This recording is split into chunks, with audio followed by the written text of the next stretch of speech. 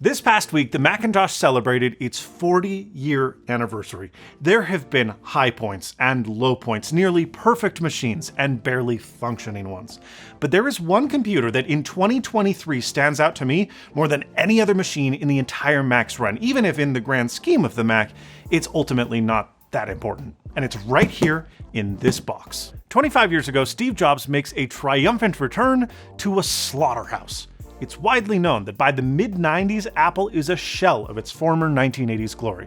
Mismanagement and bloat, in addition to uninspired and overpriced product offerings, has the company just 90 days away from bankruptcy.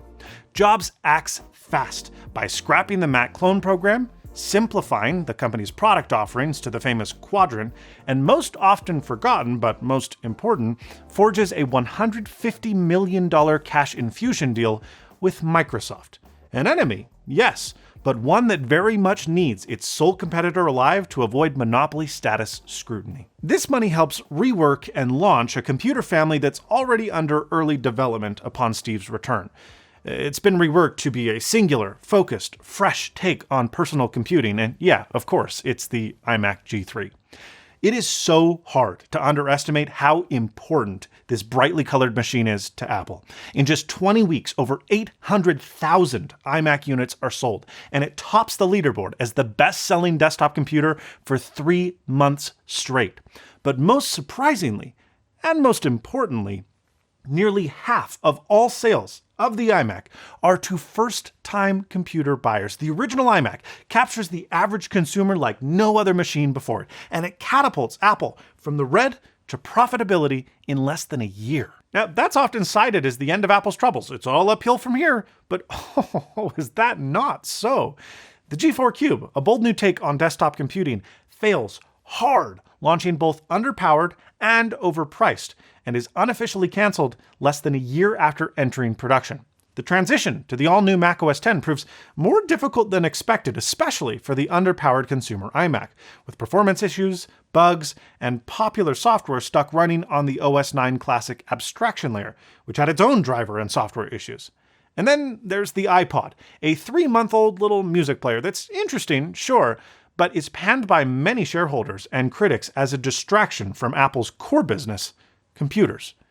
So Apple really needs another win, and in January 2002 unveils the new iMac in the only way that Jobs knew how, as a showman. The team had already decided that the CRT would be ditched in favor of a flat panel LCD, and Ive came up with a conventional all-in-one design with the guts of the computer attached to the back of the display.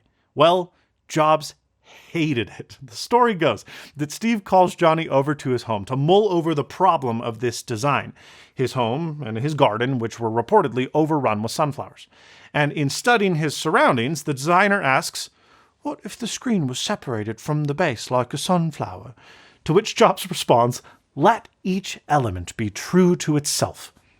Sounds like revisionist prose. It probably wasn't that graceful, but he's basically saying, let the computer be flat, the display be vertical, and have a mechanical linkage between them as the stem of a sunflower. And thus, the new iMac was born. Jobs was so proud of this design that in a rare move, listed himself as the primary inventor on the patent. And you can be sure that today's sponsor, Eureka, has some patents of their own, having made vacuums in every shape and size for over 100 years. I saw their newest flagship product, the J20, at CES 2024. You see, at home, I'm still using separate bots, one for vacuuming and one for mopping, because I've yet to come across an all-in-one that does the job truly well. But the J20 shows a ton of promise thanks to its unique belt-style mopping system. With detergent-mixed water at the bow of the ship, it continuously dampens the mop pad that rotates while it cleans. Once the dirty pads reach the aft of the vac, then a scraper and suction power siphons off the wastewater and puts it into a holding tank before the mop pad makes its way back to the beginning with freshly applied solution. The end result is always clean pads that don't just smear the smut. Another huge advantage to this design is that the roller assembly is super heavy, giving it much more downward scrubbing force than is typical. But don't forget, it's still a vacuum with class-leading 8,000 Pascal suction, a dock that empties, washes, dries, and even has onboard solution concentrate that it pre-mixes before filling your bot's tank. You'll actually get clean floors for real. Eureka has some other exciting vacuums available for great prices too, from stick to uprights, even canisters. But the J20 is the one that has my interest peaked, and I can't wait to try it out come March. And you can too, not just by saving money off your pre-order with my link below, but by entering a giveaway hosted on my Twitter that will go to one lucky person anywhere in the world. Be sure to click that link, reply to the tweet, and enter yourself to win. You can also click the link below to find the Eureka vacuum that's right for you. And now it's time to see the Mac for which he was so proud 20 years later. I got this thing off of eBay, and it's not new, but it appears to be in really good condition. I mean, it comes with the original box. This is not the original packaging, though. There's some bubble wrap, which I'm certain the original did not ship with, although, hey, look at that. There's the little cardboard insert of all of the G-force, all the positions that it can function in. And there you go, 2002 Apple computer. And what the heck? Wow. Whoa, okay. This is a United States Postal Service Customs Declaration and Dispatch Notice.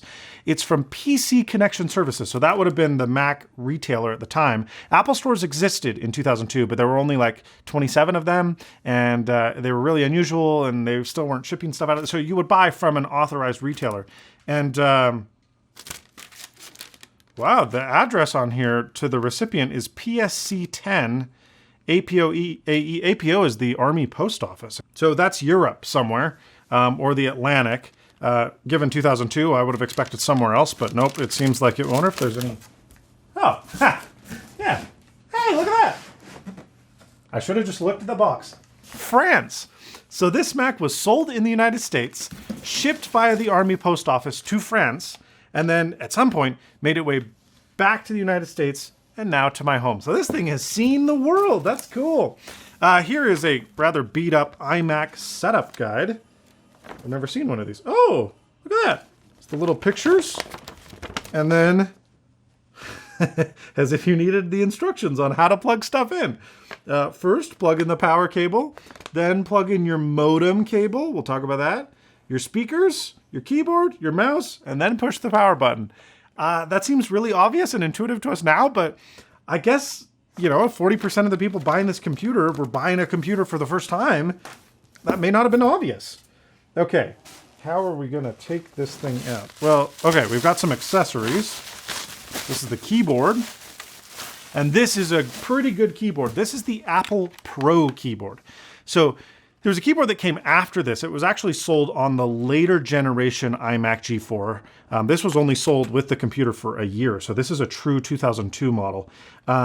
This was a good keyboard. They moved to that crappy keyboard that had that little plastic lip where literally every single bit of dust and crumb and everything fell inside, which means we should also probably get the Pro mouse rather than the Mighty Mouse, which was total garbage. Yeah. So this is the Pro mouse. And what's really cool about the Pro mouse is, check this out.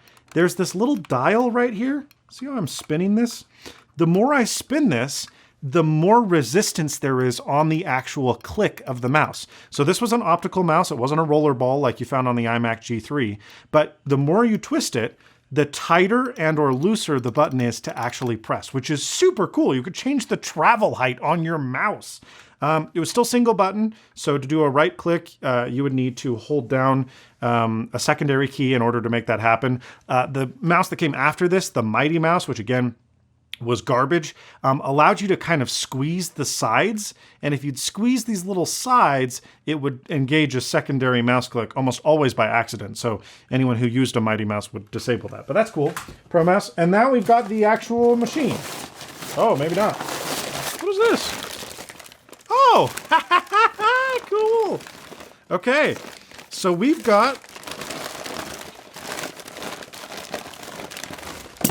the very cool looking Harman Kardon-esque looking speakers that came on some of the iMac G4 models. It didn't come on the base model, only came on the second and top trim. In fact, there's probably a spec sheet on here because I clearly don't have the base model. Oh yeah.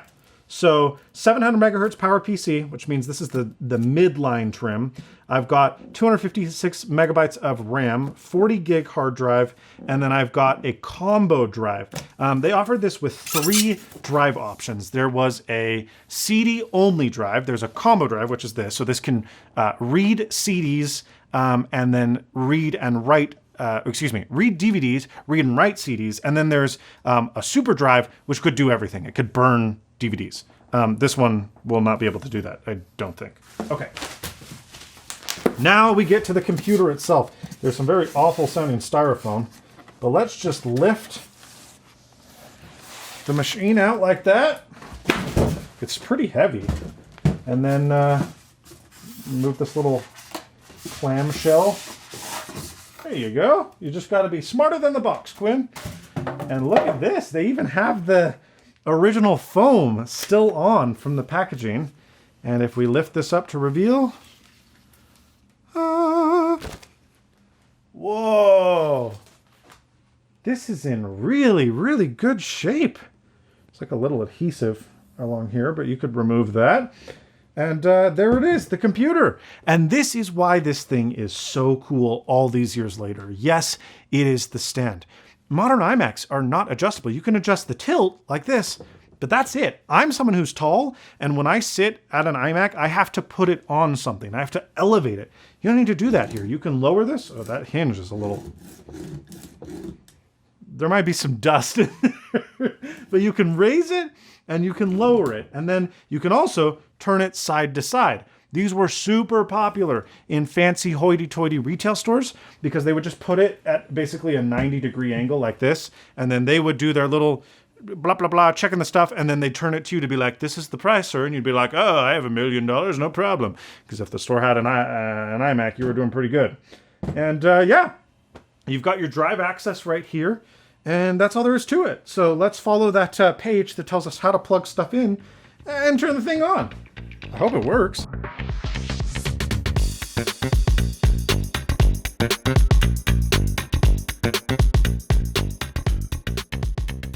Oh my goodness! The sticker! Sticker's still on the keyboard.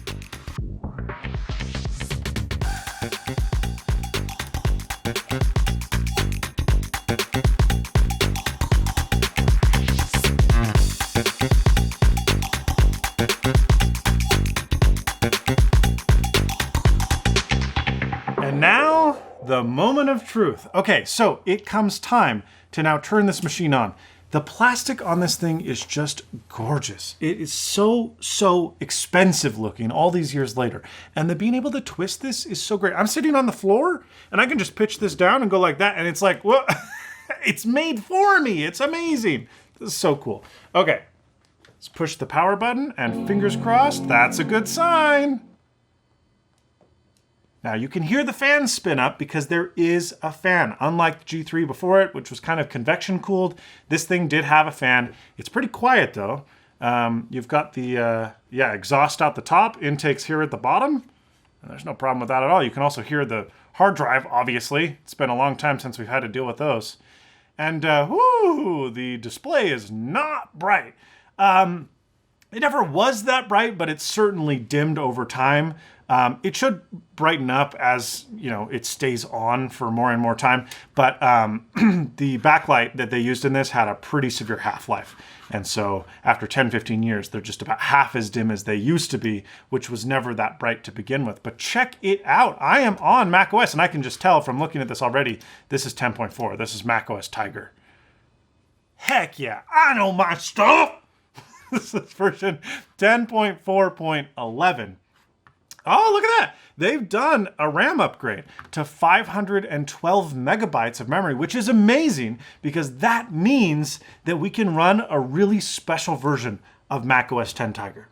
Let me explain. This CD holds Shuriken, a community-created version of macOS 10 Tiger released in 2022? Yeah, that's right. Just a couple years ago, it was a Herculean effort that has made breakthrough resource optimizations, fixed several bugs that were never addressed by Apple, and adds quality of life improvements to this now 16-year-old operating system. All we have to do is, open the disk tray, insert it, let it spin up, which takes a while, and boom! Once installed, the system still looks and feels like Tiger because, well, that's the point. But the system feels snappier, is able to run 3D demo software that it wasn't able to run well previously, and has an app store of sorts that's really just a local web page that links to apps downloadable from macintoshgarden.org. However, it does help acquire old versions of software that you need to run on here, as well as new apps like Interweb PPC, which is a modern web browser that permits slow, albeit successful browsing of today's HTTPS secured internet. You can even go crazy, like using theme packs to make it look like macOS Sierra, an operating system that shipped 14 years after this computer did. But enough of that. Let's get back to the story. The iMac G4 sees a fair amount of success, but it fails to outsell the G3 before it, as it has just 2 years on the market before being replaced with the iMac G5, a computer that moves to the iconic form factor that we still recognize today, but you'll remember the form factor that Steve Jobs hated, and the form factor that turned this iconic statement into a lie. And it has a beauty and a grace that is going to last the next decade. In fact, it wasn't even Steve Jobs that unveiled the iMac G5. It was Phil Schiller. The storied disaster of the G5 could make for its own full-length video, launching late, slow, and way too bloody hot at double the TDP of the G4 iMac before it, something that would have never worked in this sunflower case, and something that never did work in laptops, which ultimately forced Apple to move to Intel just a year later. The iMac design that we know today was one originally born out of compromise and necessity. Now, around the same time, the iPod mini finds massive success as the first low-cost iPod that also supports Windows. And it would be that iPod that catapults Apple to the next level, bringing about the iPhone, the iPad, and, well, pretty much every other Apple product we recognize today. In 2007, Apple changes its name from Apple Computer to just Apple. And for many years, the Mac sat on the back burner. Existent, but neglected. That all changed with Apple Silicon, as you may have noticed from the enthusiasm surrounding Apple's latest computers on this channel. They're truly fantastic. But while the MacBook lineup has gotten better with every successive generation, the desktop Mac seems to have settled a little bit. Sure, the iMac and the Mac Studio are technically impressive machines, but they lack soul and whimsy of the iMac G4. Place the G4 and the G5 side by side, and you'd be forgiven for mixing up which one was newer. The fact that without much effort, Apple could take this same design, slap a modern display on, re-release it, and it would be the best iMac in years, really says something. Not necessarily that Apple is now lazy, rather that when they had to fight for survival, they were anything but. Thank you so much for watching, and as always, stay snazzy.